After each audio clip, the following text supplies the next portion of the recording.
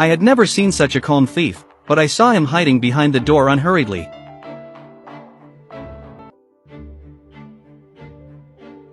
When the maid left, the thief's behavior was strange, not picking valuable things, but staring at the photos on the wall in a daze. Just took a few clothes of the hostess before leaving. Could it be that there was some special fetish? Back at the farmhouse again, Hart ordered Laura to change clothes quickly. It turned out that Hart sneaked into Laura's house, just to bring a few changes of clothes for the other party. Such an intimate action brought Laura in addition to shock and a trace of warmth. Of course, Hart's tender side was also limited to facing Laura, turned around and returned to his cold and brutal nature.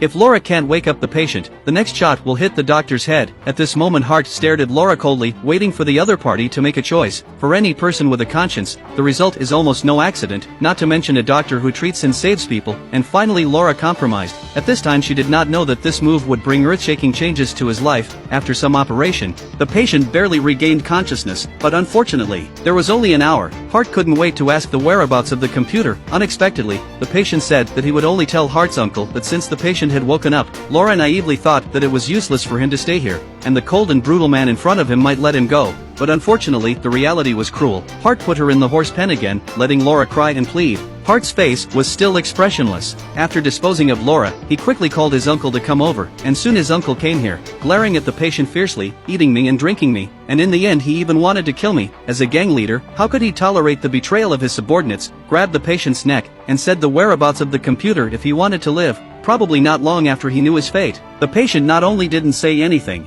but also spat extremely arrogantly Uncle's face. On the other side, Laura, who was locked up in the horse pen, struggled to find a way out. Taking advantage of Hart and his uncle interrogating the patient, secretly climbed out of the railing, entered the room, jumped out the window and was about to leave quietly, inadvertently looked back, only to see the uncle pull out a pistol and directly beat the patient to death. Such a blatant killing really made Laura a little overwhelmed. Couldn't help but exclaim, instantly alarmed Hart.